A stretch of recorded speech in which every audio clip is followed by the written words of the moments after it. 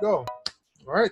Thank you guys for taking time out of your day for this interview. And to get us started, I would like to ask each of you to just go around, share your name, and what art you do, and how long you've been doing it. So whoever wants to go first, take it away. I'll go first. Okay, so I'm Michaela, and I write poetry, and I've kind of always been into it. Like when I was younger, I used to write a little bit, but I really got into it around 2017, so 3 years ago, and that's when I really started. Cool. All right. I'll just go then too. I'm Kayla Byram, and my art are a lot of things, but probably mostly writing, which I started doing when I was 6. I started writing a lot of different stories, and probably honestly gotten mostly out of it in the last 2 years. Kind of trying to dive into the technical factor of it, not as much the creative process. But I also do drawing and theater, and I've done that for like the last 6 years. Wow. Yeah. So you've got a lot of arts on the table. So. All right. Last but not least. Hey guys, I'm Alyssa, and I have been writing probably since my senior year in high school, but like just got like real into it like the last 2 years, 3 years. I don't really know. I write poetry and blogs, and I'm working on a book. Oh, working on a book too. Okay. Yeah. Big news. That's good. That is so cool. All right. Well, thank you guys again for being willing to do this. And so I want to pick your brains a little bit about your creative process and how your personality, you guys all being type 1s on the Enneagram, wanted to see how that personality type works into your creative process. So first question, what does your creative process look like when you are creating your art? And so we can go through the same order and have Michaela take it first. Okay. So honestly, with my creative process, like I don't have any technical way to do it. I think for me, it's kind of just like what comes, and I don't really force it.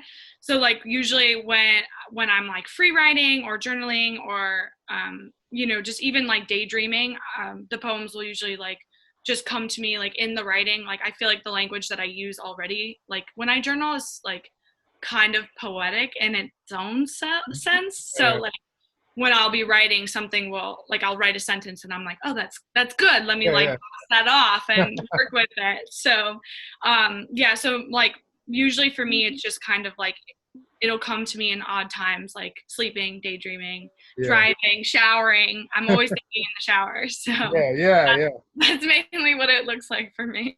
That's cool. How about you, Kayla? I'll just focus in on writing since that's my main art. But my process usually starts with kind of like daydreaming. When I was little, I would always just like kind of tell my mom, I'm going to imaginate. And then I would make up all these stories before we go to sleep. My mom would be like, that's not a word. That's funny. Yeah, but I would stay up really late and just make up all kinds of stories in my head. And honestly, now I really want to get back into that because I don't really do that anymore. I just have like a long list of all these story ideas and that I kind of just go off of. But then I usually sit down afterwards and I like brainstorm for like several hours on an idea that I'm going to work on. Yeah. And from the brainstorming, I make a long list and I kind of take my story and I throw out the things I know are not going to work with my story and take in the ideas I know will. And I plot out how the story is going to go from beginning to end. I always know how the story is going to begin, and I always know how the story is going to end, but I never know what's going to happen in between. Yeah. So I chart it out, and obviously you never know. By the time you get to the end, it might change. Yeah. I've had that happen. And then I just start writing. I never look back at what I'm writing. I always just go. Because if I look back, then you're just going to be trying to edit it and edit it and edit it. So I just kind of throw up on the page. And that's why I've written like 11 books. I've written so much, but now my focus more is kind of on technical because I can't just keep writing books over and over and over again and not have them ever be ready. So my focus has turned more to how can I be a better grammar, better structures of stories. What's missing? Where is this missing a leg? Where is this missing a rib? And kind of going back on all of the books. That's good. That's good. How about you, Alyssa? I feel like I'm a mix between like both of that. So like I was like yes to all of the above. And so I for certain will be just like cooking dinner and like an idea will come to me and I'm like, oh no, not again. And that's Not again. because I get so focused on an idea that once it Yeah. comes to my brain, like I either need to write it down and like brainstorm about it, or I just need to write it because it won't leave. And so, Yeah. or like in the shower or driving, and I have countless voice notes of myself, like just being like, okay, this is what's coming to my brain, but I'm driving and I can't type this down. So that's a lot. Or if I write a blog post, like I will just go off on it because I don't actually edit that either, because if I spent time editing that, it would never get posted because I would be like, sorry, I can't do it. Still not good enough. Yeah, not good enough. Interesting. Yeah.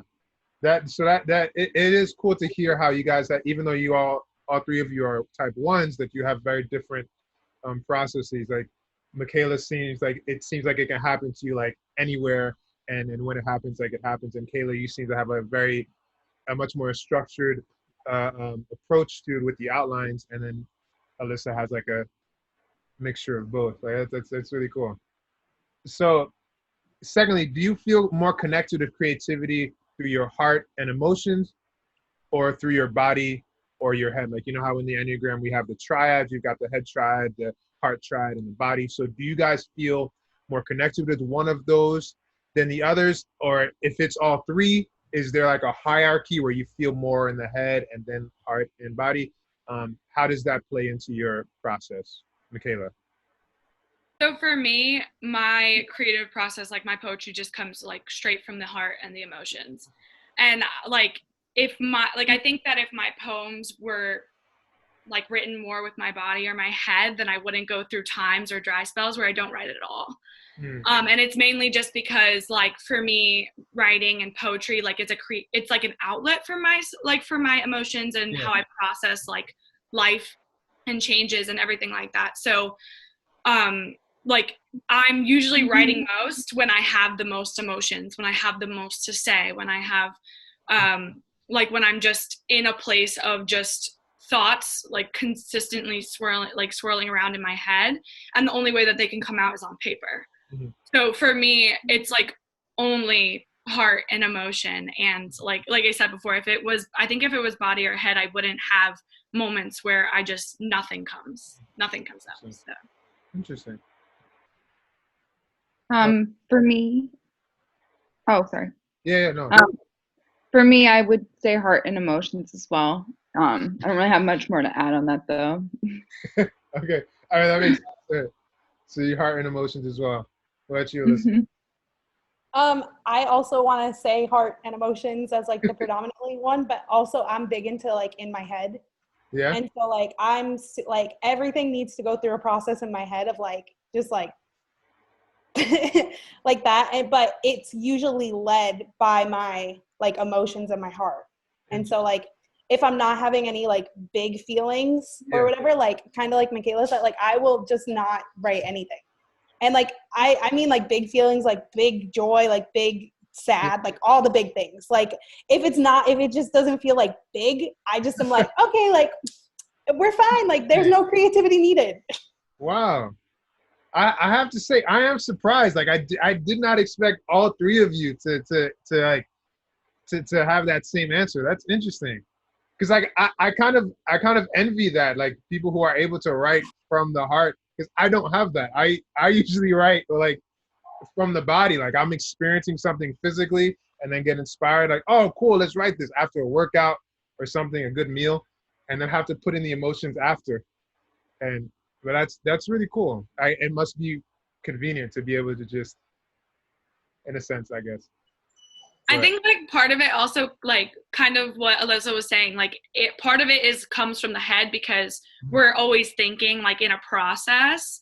And like I know at least for me, like everything needs to go through my head for like a very long time before it comes out. But when it comes to my writing, like I have the emotions and the thoughts and feelings, like they're in my head and like I feel them in my body, but it's mainly just like when the writing comes out, like when it actually goes on paper, it's only like it's straight from the heart. It's not like it is a feeling thing, but it's like a feeling from the heart, not a feeling from the body. Gotcha. Okay. That's cool. All right. What is one of the biggest obstacles to your creativity, Michaela? I feel like you're gonna laugh at my answer, but I'll try not to. No, it's funny. You should laugh. So happiness is actually a really big roadblock to my Wait, you creativity. gotta unpack that. What do you mean? Exactly. So like I really struggle about writing about joy. Like kind of what Liz was saying. Like it has to be like big happy or big sad, or else there's like nothing in between. And like for me, I just don't. I don't ever feel big happy. I only ever feel big sad. So I actually can't like write about like joy because I don't experience that like euphoria of joy. Interesting. So wait, that's very intriguing. I have so many questions. That's so cool. I mean, it's not cool that you don't experience. It's no. That's totally fine. Like I get what you're saying, but I also like talking about it like in an Enneagram sense, right? Yeah. Like there's always something to fix in the world. Yeah, that's what I was gonna ask. Perfect. Yeah. So for me, I don't ever feel like I experience that like euphoria, joy because something's always wrong. Yeah. I never get to that point of interesting. Yeah. Of feeling perfection, basically. Yeah.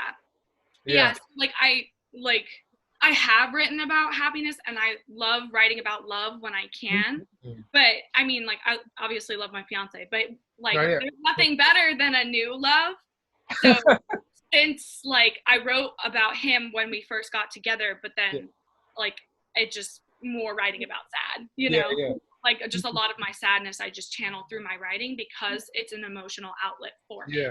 And most of my emotions are like sadness and anger and all those things that need to come out on paper. So that is intriguing. You really articulated that really well. Thank you. How about you, Kayla? What's an obstacle for you? I think like going back to like what you said about like perfection, maybe not necessarily. I feel like the feelings of like needing to like there's always going to be something wrong. That doesn't always get tackled when I'm doing like fantastic writing, because like most of the writing I do is like science fiction. But if I'm writing historical writing, that's usually when those writing come up. But like those thoughts of like, am I getting these points across, or like, am I showing these people right? Am I showing the struggle right? And historically accurate kind of thing. But probably honestly more like I think I don't know. I have such a hard time because I feel like I've been going whirlwind. Like I've been really struggling lately, which is trying to like figure out, like I've been almost like refiguring out how to write in a new way that's going to be more productive and better. But I think the biggest is, as I've been reading through my series, is I read it and I know the whole story. And I honestly sometimes feel like I'm drowning, just under like the whole massiveness of it. And how much I want to make sure it's perfect, and how much I want to make sure that it makes sense. And like I know it could be so good, and like realizing that it is like an epic story, but like how can I make it work? Like what, like a lot of times the missing pieces, you can't force them, they just pop up over time. And that's been the biggest obstacle, trying not to force things and be okay that it's going to take time. When you describe almost being overwhelmed by your own story, like I definitely can relate to that. Like you start off writing something and it seems pretty simple and straightforward, and then you keep adding things to it, and then at some point before you know it, you're like, I've created this massive universe and now I don't even know what's heads or tails, and why did I do this to myself? And but it's right now, like you can't just delete like everything. And that can be overwhelming, like as a writer. But what about you, Alyssa? I think that one of my biggest obstacles is like just the fact that like I'll start writing something and immediately throw in the towel, and like that's not really like that great. But like I'll just be like, oh, okay, bye, like this isn't good enough. And I guess I forgot to mention this in the beginning because I like don't really think of it as creativity. And then I'm sitting here thinking and I'm like, oh, nuts. And, but like for my job, I have to like, there's a creative aspect of that now because of COVID. And so like, I have to do skits, and like, I just don't really like doing skits, and that's like a lot of like fun and stuff, but I will literally sit on Monday nights this is like my process it's like Monday nights. I'll start it at like 7 p.m. and I won't go to bed until 3 a.m. and it's 5 minutes. It's a 5-minute long skit, fam.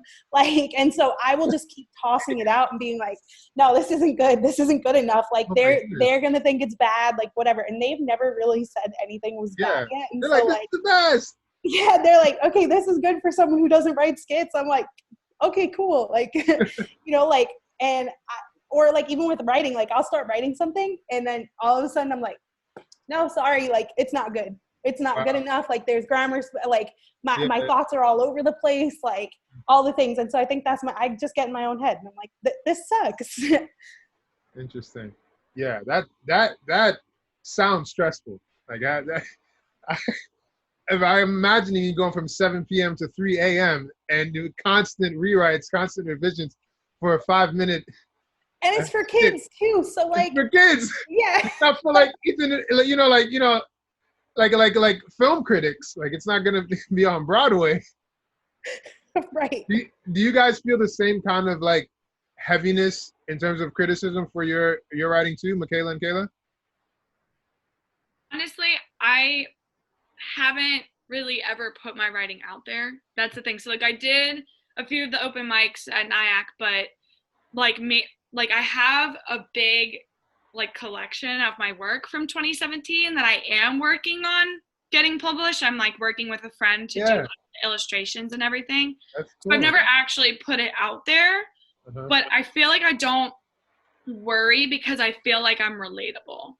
Okay. So even if like you don't like it, Emmanuel, then Alyssa might relate to something that I have to say, So That's I'm not really like very particular about, oh, somebody's not going to like this or, and it's self-publishing. So it's not like I'm expecting my book to go big or anything like that, but I would just love to like, if I just reach one person, then that's like good enough for me. Yeah. That's a good mentality to have.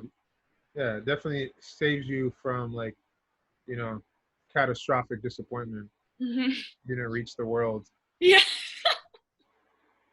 Yeah. How about you, Kayla? Do you feel that weight of self-criticism? I think I feel it more from myself than I feel from like other people. I used to feel it more from other people, but probably the most from myself. Yeah. I think if anything, I feel a struggle of just like writing's a lonely art. Writing for what? Writing is a lonely art. Oh yeah. If you're writing a book, it's a very lonely art. It is, unfortunately. Yeah.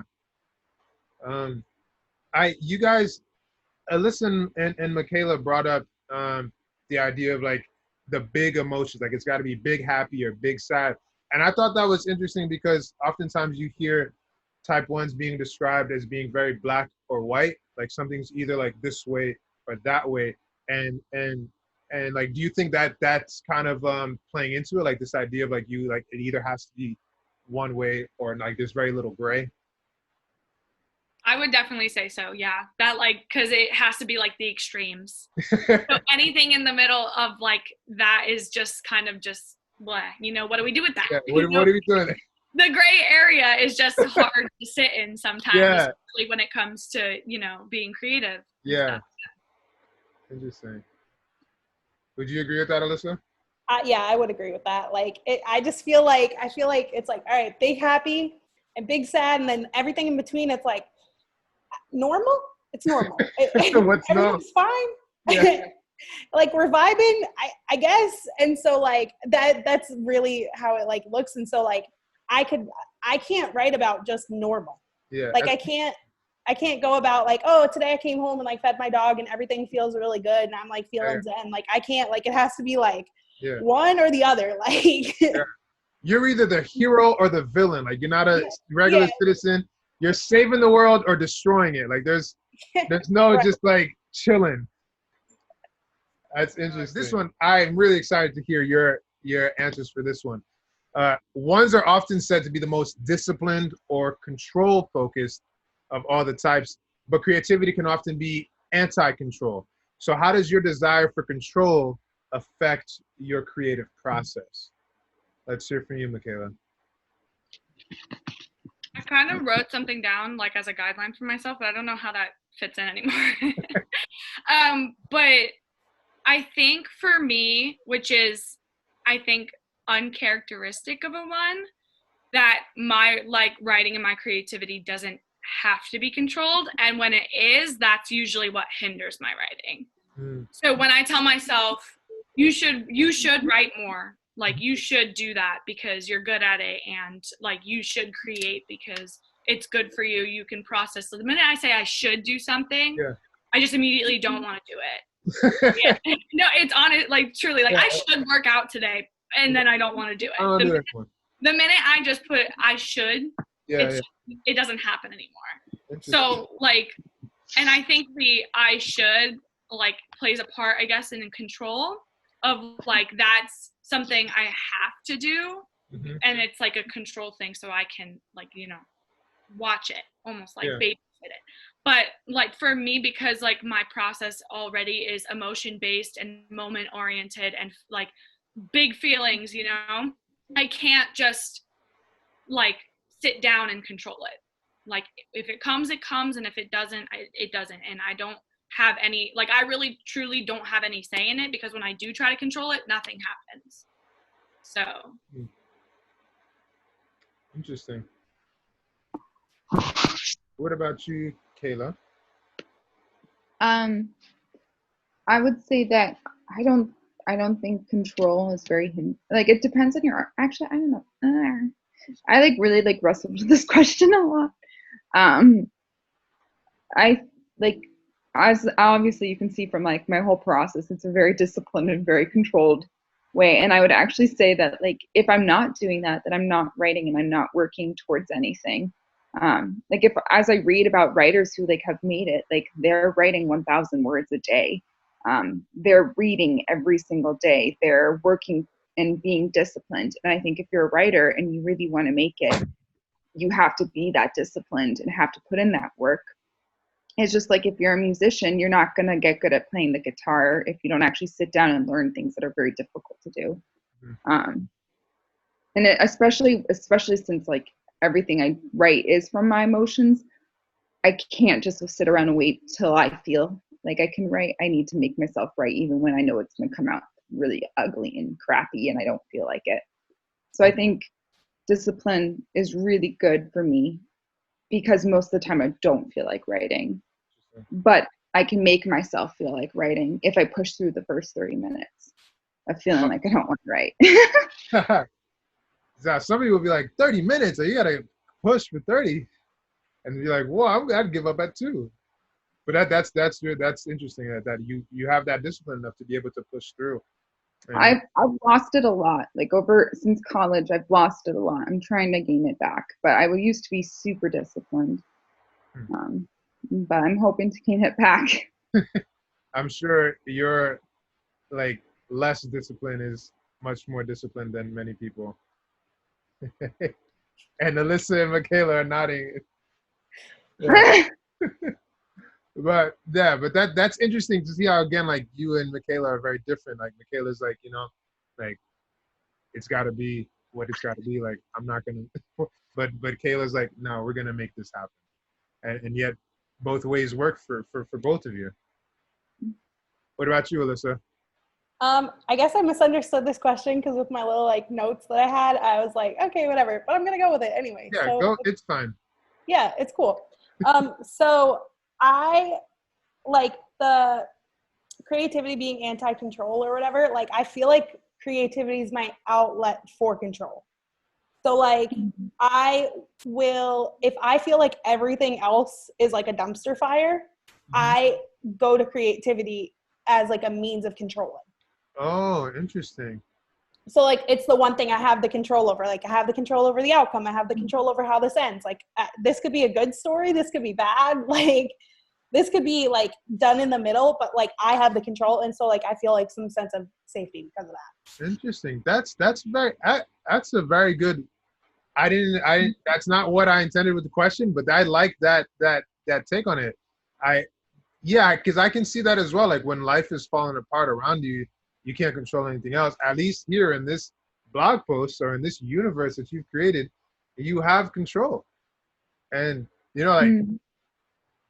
like the characters aren't usually not gonna come back and like, revolt against you. The blog post isn't gonna run away. But that's really intriguing. Huh. With what Alyssa said, like when I was very anxious and very mentally ill, I had the same perspective. And I forgot about until you just said that, Alyssa. Right. So I wonder if that might be like a one thing. Maybe. I definitely experienced that, less with my creative process and like more with other areas of life.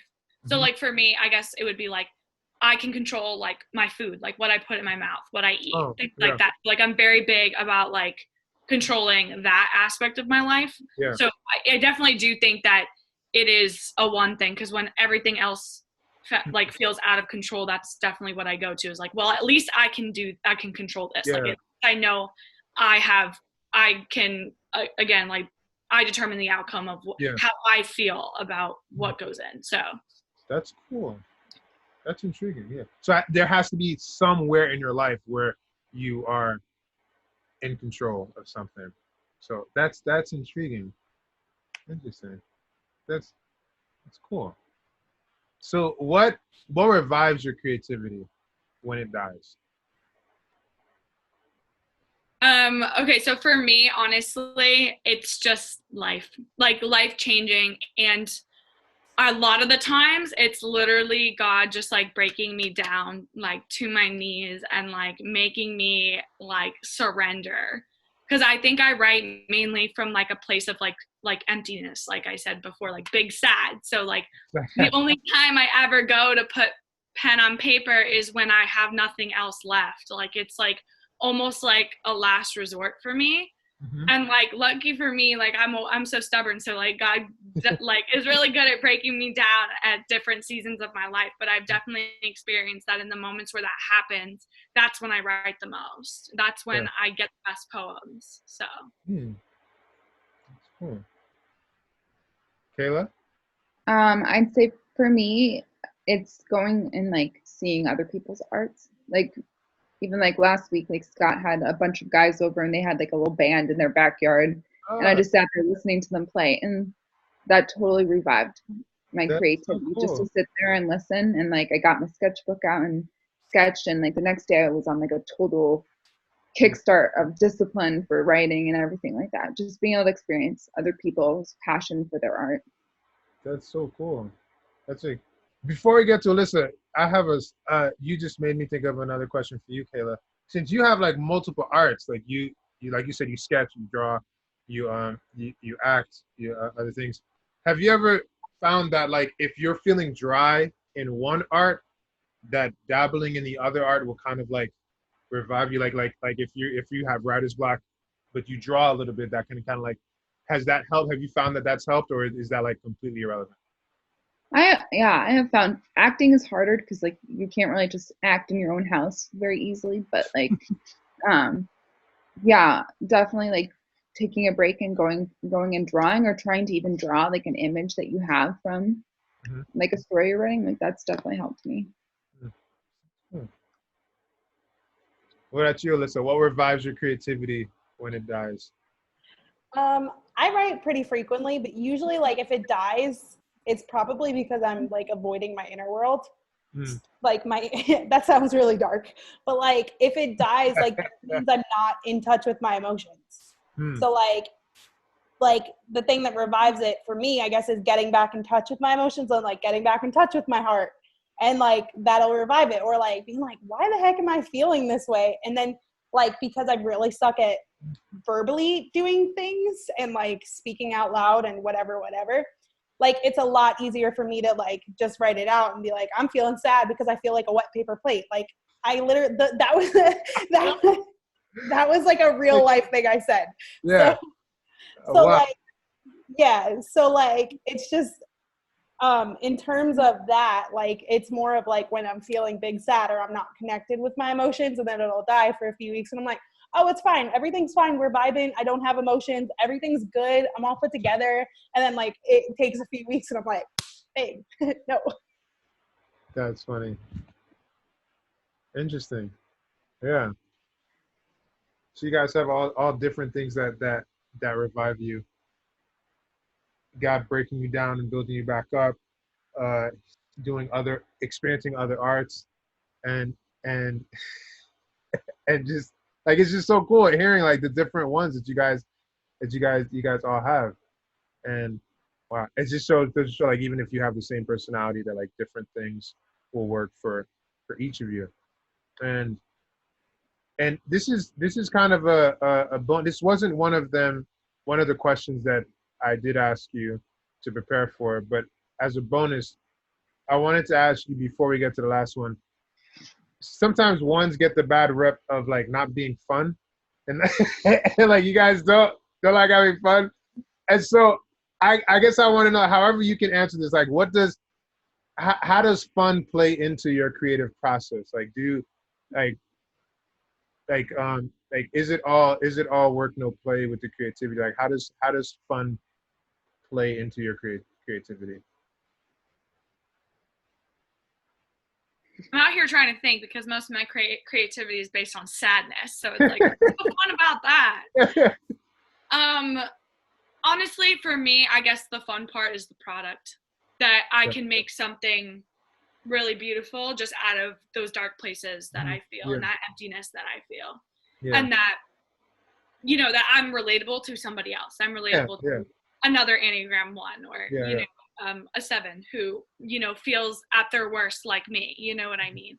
So I definitely think that the most fun part of the poetry for me and creating for me is just knowing that, like, something great comes out of it, that somebody could read and be like, I feel that way. Somebody is like me. Yeah, so. That's cool. Kayla? I feel like I have a really hard time with that question. I look back at being a kid and I would write stories, and then the next day we would play them. And that was so much fun. Like, we would play them for hours. We'd be superheroes on the beach and like pretending to shoot each other and dying and not. I mean, that doesn't sound very fun, but it was a lot of fun. I mean, if you can come back, that's fun. Yeah. Yeah. I mean, you don't do that anymore, you said? What did I say? I said you don't do that anymore? Like, you don't play your stories? No. But I mean, there must be some sort of fun element, because you keep doing it. I mean, you must not be a glutton for punishment. Like, it's not like writing is the gain of my existence and I will continue to do it nonetheless. I mean, like, I feel like the story really comes alive in my head. Yeah. And it's really cool just to see it. Yeah. Just come alive fully. Yeah. And live with the characters and, grow to love them, grow to hate some, Yeah, see them change. Not always when you want them to. Yeah. It's like, I didn't tell you to do that. Why did you do that? It's fun in and of itself. Yeah. Yeah. But I think it would be cool to, like, I don't know, get back into that childish fun. I don't know if you saw Little Women, the movie that came out. No, I didn't. But I heard that it was really good. I don't know. You should watch it, because like, it perfectly explains like everything. She wrote stories, and then her and her sisters played them. Aww. And then as she got older, she like wrote all of it down and like published it. And I just feel like that's a pretty good description of my childhood and now. But I would love to find a way to play still. Yeah. Okay. Yeah. What about you, Alyssa? What role does fun play in your creative process? I just think it's funny. That's why I laughed when you first said it, and I'm laughing again because now I'm like, I'm on the spot.